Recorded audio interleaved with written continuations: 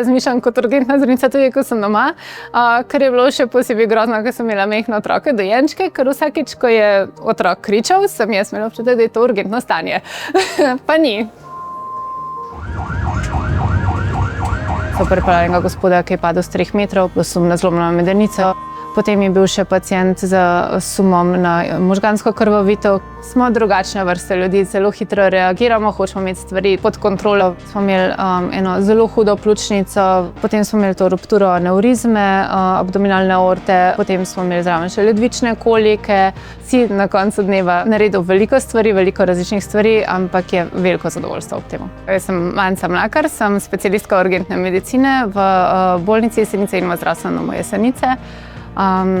Delam že v urgenci 10 let približno in mi je to res najboljša služba možna. Jaz, ko sem bila majhna, mi je bilo zelo všeč gledati rešilce.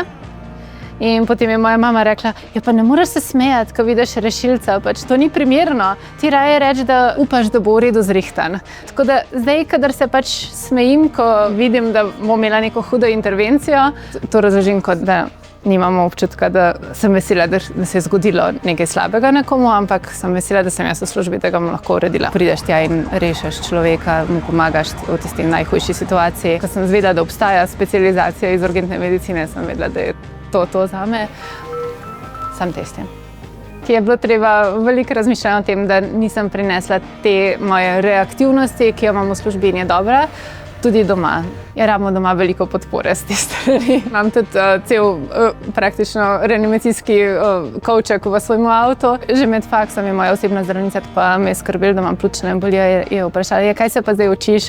Pa sem tako, ja, ne interno, pa je ona rekla, mislim, da bo pa bolj to. Mislim, da bo lahko s hlajenjem pa počitkom bil v redu. Si bolj previden. Mogoče še posebej, ko imam doma majhne otroke, meni je bilo res grozno, da bi zboleli, da bi se polomili. Sem rabila veliko časa razmišljati o tem, pa veliko podpore, da nisem bila tako zelo prestrašena glede vseh možnih načinov, ko lahko se poškodujejo ali umrejo. Rabo je tudi noradrenalin za začetek, potem se je pa stabiliziral med potjo.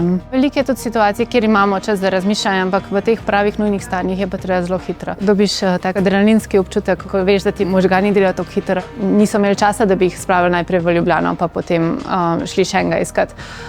Tako da smo imeli naenkrat enega s politravmo pod zlomljeno medenico in drugega z amputirano nogo v hemoragičnem šoku. Dajali Esmarha na heliportu, pa ker ga nismo imeli s sabo, sem jaz naredila Esmarha iz vreče za smeti pa škarij, da smo pacienta spravili, da ni skrvavel do reanimacije in na koncu se je pač v redu išlo oboje. Je pa veliko različnih stvari za razmišljati, improvizirati je treba, MacGyver stil. Pacienta sem reanimirala res v jarku, blatna sem bila do sem gor, pač zeblo nas je. Ampak vse te stvari so v resnici premišljene. To so stvari, o katerih razmišljaš prej doma za lastno veselje in potem, ko prideš do te situacije, lažje odreagirati. Tukaj pri nas pride lahko direktno z rešilcem noter v sobo za reanimacijo. Tukaj imamo rentgen za te hitre preglede, potem pač defibrilator, anesteziološki stolp je tukaj.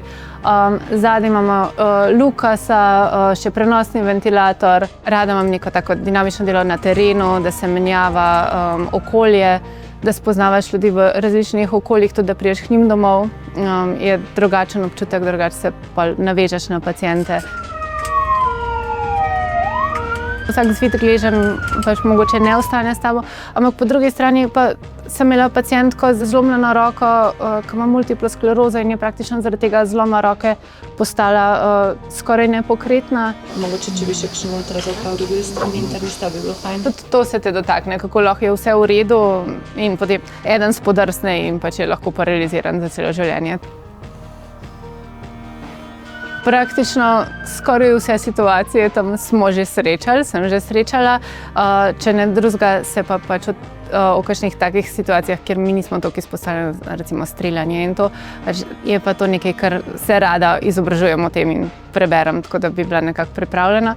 Ste pa vedno kaj preseneti. Vsak dan prideš za eno novo zgodbo domov. nekaj zanimivega, ali je pač to osebnost človeka, pač njegova življenjska zgodba ali pa pač neko urgentno stanje, ki se je zgodilo. Sestre so ga stabilizirale, jaz sem vzela ultrazvok, pogledala in je bila res počena anevrizma abdominalne aorte in smo praktično medtem, ko smo že klicala rešilca in se pripravila, da ga odpeljem, tudi klicala v Ljubljano, se zmenjala s kardiokirurgom, da pride, tako da je bil pacient v 15 minutah tukaj obdelan in na poti v Ljubljano in je šel na poseg in sem danes pogledala in je v redu. Tako da to je taka zgodba, ker res lahko na hitrca nekaj prepoznaš in diagnosticiraš in potem imaš tako veliko zadovoljstvo, ko veš, da si prav naredil. Urgentnih stanj je res veliko. Včasih za urgentno medicino rečejo, da je jack of all trades, master of none. Je zadnje čase toliko napredovala urgentna medicina, da se pokaže, da smo v resnici tudi mi specialisti, da nismo NMP, ampak pač da je to specialist urgentne medicine, ker je tega res veliko in zdravljenje ogromno. Med sabo sodelujemo za pacienta. Ni pacient samo kirurški, če internist opazi nekaj internističnega, bo pomagal. Pri nas se kliče za reanimacijo, se kliče vse. To je ginekolog, pediater, kirurg, internist, anesteziolog in tudi NMP zdravnik iz zdravstvenega doma. To se mi zdi ena prednost majhne bolnice, da se med sabo poznamo in da res sodelujemo za tistega pacienta, ki je bolan. En pacient je prihajal iz Škofje Loke. Ja, jaz pa vedno pridem takrat, ko ste vi v službi, ker vi tako dobro zamenjate urinski kateter.